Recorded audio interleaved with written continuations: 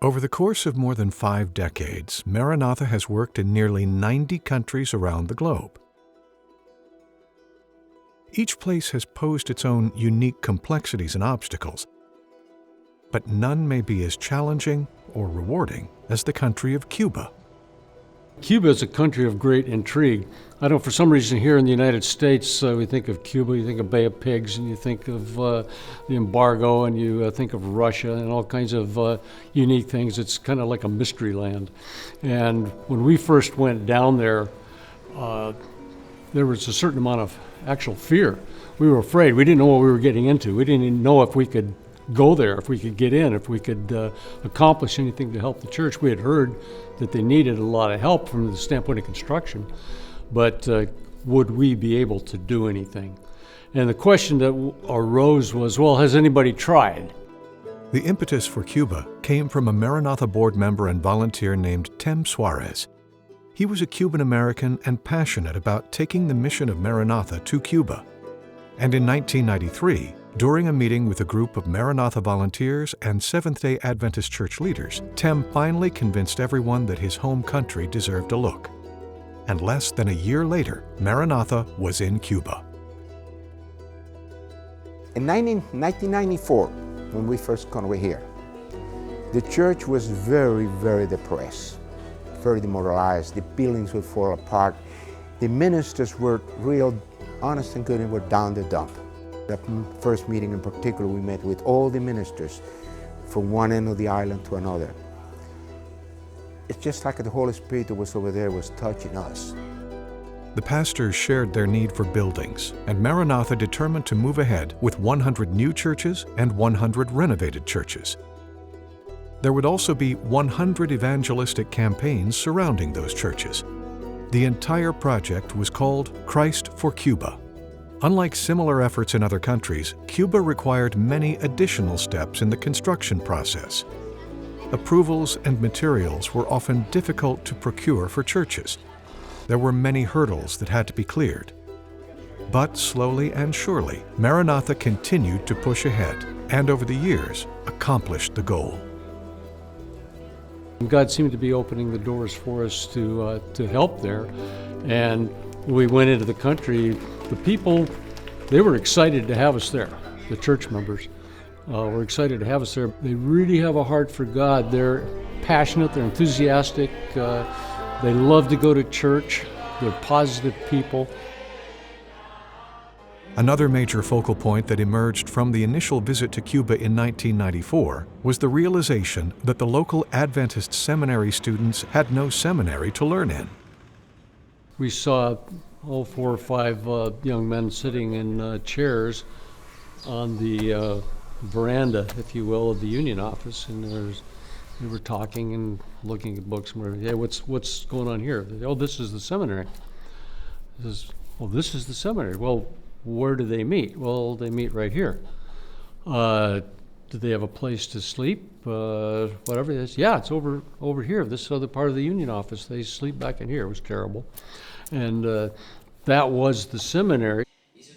In order to sustain the future of the pastoral ministry to the people in this country, you're going to need a place to train them.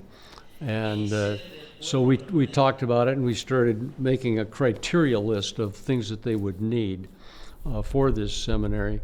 And we put it on a board right there in the union office. As churches across the island were constructed or renovated, a new center for training the future leaders of those churches came to fruition as well. Over the past 2 decades since then, this seminary has educated thousands of students that have gone on to serve in ministry around the globe.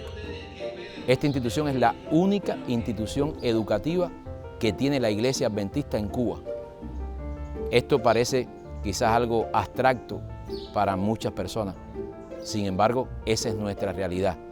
Acá no hay escuelas en las iglesias, no hay nada de eso. La única institución con que cuenta la iglesia es esta. Y aquí se forman los futuros pastores de la Iglesia Adventista en nuestro país. They've had students from many countries, I don't know, 10 or 12 countries around, that would come there and learn.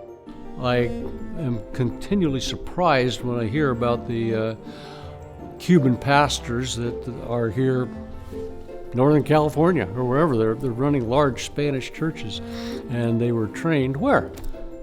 At the seminary in Cuba that we were able to help develop and build.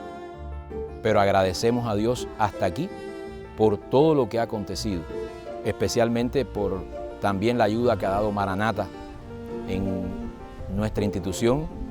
Gracias a Maranata, esta institución está funcionando. The Adventist Seminary grew out of humble beginnings into an established campus, but it wasn't the only thing that grew. Since Maranatha's involvement in Cuba began in the 90s, the Adventist Church at large began to grow here too, thanks to passionate members. One of the things that's unique in Cuba is that when we've built churches, they fill them up. People go to church, and not just once a week, and not just twice a week. They go regularly to those places of worship, and when they have them, they're very social people. And to see the positive response, and to see not just the response for them personally, but they got excited about telling others, and they'd bring other people to the churches where they could, and the church was growing. I know it's been known as an atheistic country, and I suppose technically it maybe still is, but nobody told the people, and they still believe in God. And because of this challenge that's currently there, it's growing even more. When we started there was 9,000 or 10,000 members, and there are over 40,000 now, despite all the people that have left. And we've worked on over 200 projects there, and it's been a blessing, not just for them. The blessing is for us. We've got involved in various types of projects, from buying paper for their printing press to you name it, building a seminary. It's something that for me personally has been very fulfilling, and I've enjoyed the time that we've had there. Although the arrival of Maranatha and subsequent decades of partnership has brought immense joy to the Adventist Church in Cuba, recently times have become very difficult, not only for the church, but for the Cuban people in general. Cuba has always been a challenging place. The country has been cut off from most of the world through economic embargo for decades. Tourism sustained the economy over those years, until the COVID pandemic. Now, a lack of visitors is hurting everyone down to the most basic levels.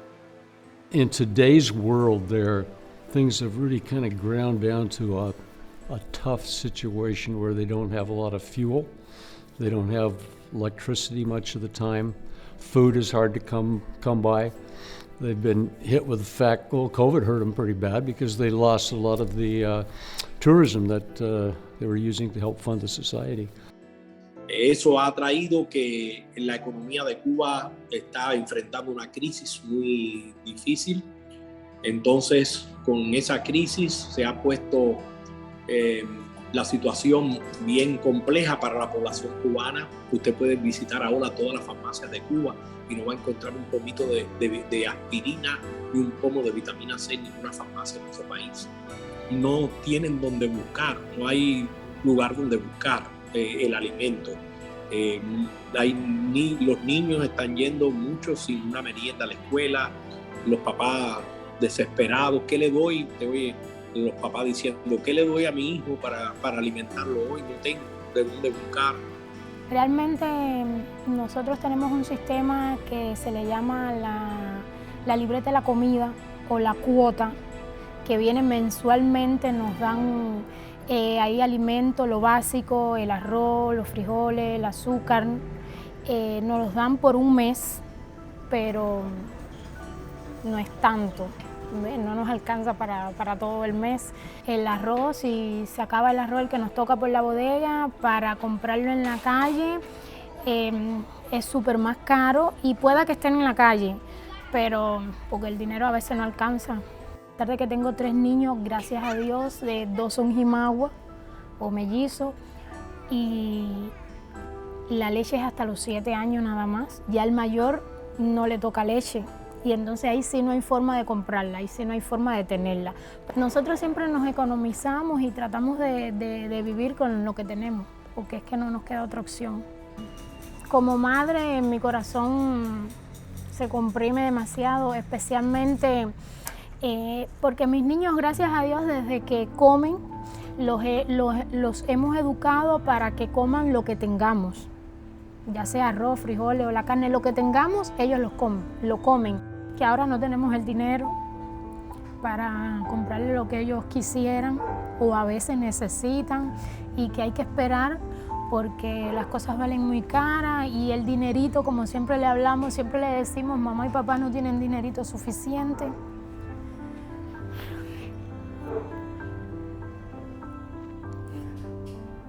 Nada, ellos lo entienden. Aunque sean niños, siempre que les hablamos, ellos lo entienden y lo aceptan. No nos queda otra.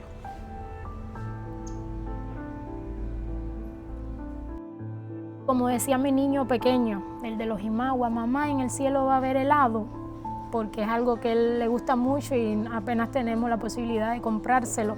Y por eso, gracias a la fe que tenemos en Dios, podemos seguir en pie. Si en el contexto de Cuba en general es un desafío, en el contexto del seminario ese desafío yo digo que se multiplica. Hoy ustedes están acá y no hay electricidad, es decir, ustedes están siendo testigos de nuestra realidad. Y eso hace que tengamos una gran necesidad en este momento en el área del aseguramiento, especialmente lo relacionado con la comida, porque la carestía de la misma, es decir, al ser tan cara, a veces los muchachos se enferman, los niños, no hay medicina.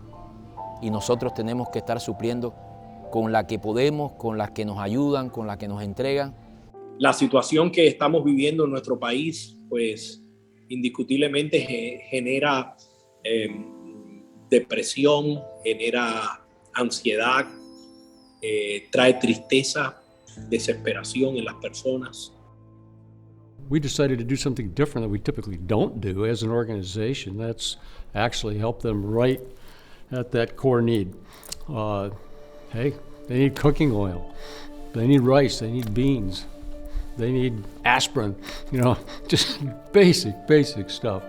And so we're shipping some of the basics to try to impact the lives of the people now where they sit.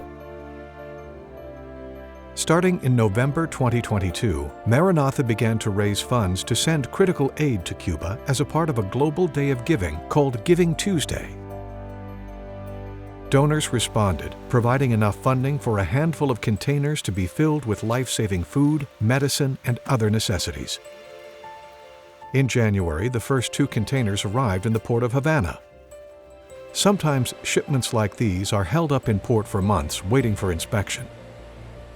Thankfully, God was watching over the first 2, and they made it into Maranatha's hands without incident. We recognize that when we ship in a container or 2 or 3 or 4 of food, that doesn't solve the long-term life for these people. What it does right now is it gives them something currently. Probably greater than that, it gives them hope. Les exhorto que nos sigan ayudando, que hagan lo mejor que puedan por la iglesia y por el pueblo de Cuba. En una hora de crisis, en una hora de necesidad que vivimos, las manos extendidas de Maranatha valen mucho, son muy importantes. When we come back, Maranatha Chief Operating Officer Kenneth Weiss sits down in our studio to talk about his experience in helping to distribute this critical aid to the people of Cuba.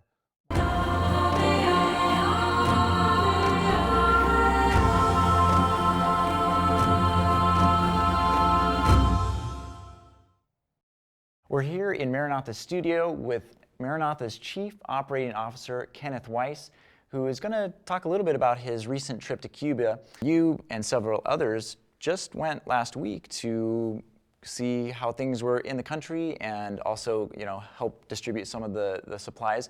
So I know things can change there from trip to trip when you go to Cuba. How are things different from the last trip that you and I were on together there? In some ways things are tougher for the people to access food and toiletries and medicines. That has not gotten better. In fact, they'll tell you that. Some other things have improved a little bit as price of oil has dropped. They've had a little better access to fuel. Although, interestingly enough, while we were there, we were planning to film one of the delegations from a distant church, Camagüey. They were coming, and they weren't able to make it because they couldn't get enough fuel to come and pick up. They did eventually do that, but it just gives you an idea, the irony, oh, they're coming to get food and they're not able to do it. It's poignant. However, the joy of seeing what happens when those people get those, simple things, rice and beans, it's pretty cool. So yeah, talk about some of the items. Well, actually, let's back up. First, God has been working through Maranatha and in the country of Cuba for decades, so almost 30 years. And even on this most recent effort to send in shipping containers, we noticed God at work just even getting those containers into the country. Tell us a little bit about that. Permissions in a country like Cuba are a big deal. And so one of the stories they tell that is, just a few days old, they got permission for the second container from the government office that grants permissions without ever getting the forms. Now that is undeniably a miracle, and the treasurer of the Cuba Union, who David Diaz is his name, he's telling me, I don't know how that happened. We got permission, and sure enough, God wants that food and those things to get to the people. And like that, someday we could sit around and tell all these great stories about how God actively moves things, moves people. It's amazing, actually. Absolutely. Yeah.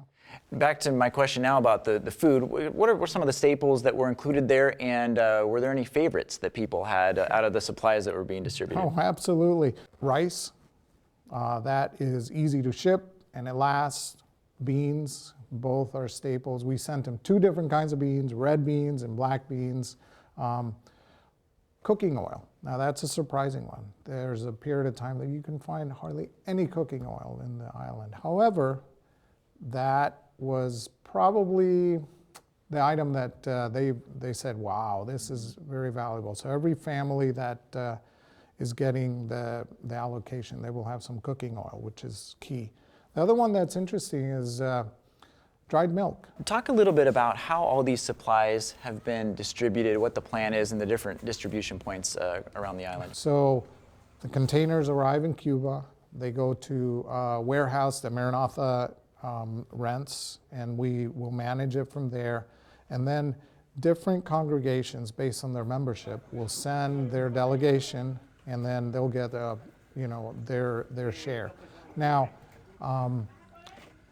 that food, it's interesting. They're very sharing, generous people. And maybe you're going to get to that in our discussion. But it's not just going to feed those families that are getting it. They are intending to help their fellow neighbors and community. Well, there was a mother that you saw earlier in the program that I got to talk to when I was there a few months ago, and she talked about the heartache that she experienced and how tough it is to, secure food for her family. And you got a chance to reconnect with her on this trip and found out that she was one of those people that was using these supplies to broaden God's kingdom. Mm-hmm. They're part of a program. We did talk to her and to her husband. Her husband is a pastor of one of the local churches in Havana. And she and her husband are actively involved in a program they started, which is called basically Luncheons of Hope. And what they've been doing up until now is the members, they are using from their meager resources and their cooking and their, I think it's a modern loaves and fishes story, so they make that last. And then these rice and beans and so on that are coming for this church specifically are going to enhance that program. Now this couple in particular that you're talking about, they have befriended the gentleman that his job is among the lowest of the low. He's the street sweeper in the neighborhood. They said, why don't you join us for church? And so he's been coming. And I happened to see him this last week. And I said, hey, I hear you're going to church here. He says, yes, come on Sabbath. I'm going to come to church here. I said, well, what are you doing there? He says, well, I'm studying, and I plan to get baptized. Wow. So we'll see where this goes. It's really, it's pretty moving that just a simple thing as inviting somebody for lunch reaches somebody for God's kingdom.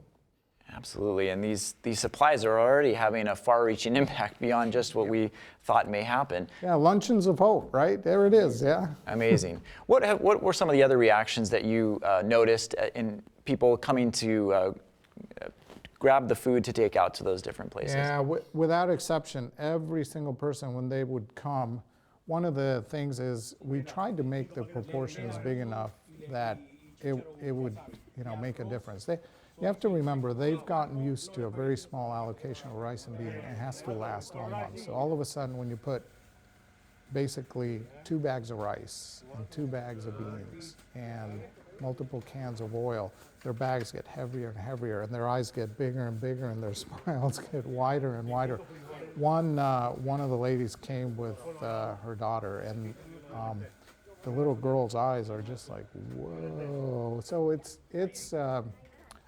there is a lot of joy in getting this. Over the course of these last 3 decades that Maranatha has had sort of an interesting role and function in the country of Cuba, where there's times of great activity and then there's periods of time where there's a lot of waiting. It seems like we're starting to move into a period of time where we're getting a lot of permission to do things, and that things are opening up for us to do more traditional Maranatha construction work. Tell us a little bit about what is being planned right now, actual projects, construction projects on the island. Sure. It's in the world of missions, it's been fun to watch in different countries. It looks like the window of opportunity opens and closes and opens and so on. So now it looks like the window is opening again for Cuba, like you say. We are looking at one project which is already kind of in queue. We have permission for it. The architects and engineers are working on it. It is in the town of Nuevitas. The Ministry of Religion has given us permission. So there's as you might guess, a big shortage of steel. So we're working on trying to get that funded and imported, because we're told that we can get exoneration on that. And so that'll be a big piece. There are several other churches that are either brand new churches or churches that are in great disrepair from over the years that we need to get involved and help them. And the government of Cuba has been very cooperative with us over the years, and now they are opening the door for us. In fact, they specifically say, hey, can you get Maranatha and their people to help you all build these different churches, because it's time. Wow. You need them.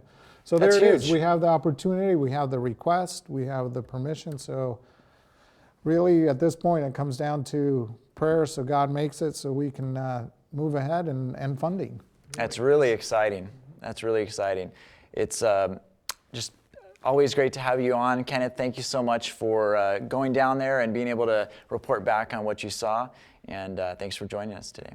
Privileged to see God work in these countries. Yeah. Despite the recent years of waiting, God is opening doors in Cuba once again.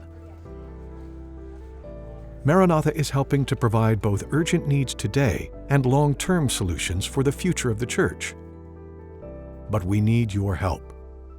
The upcoming projects in this special country require funding. Consider partnering with Maranatha to make a difference on the island. Make a gift to help Maranatha continue pushing the mission forward in Cuba. With your support, Maranatha will continue to shine the light of the gospel in this place.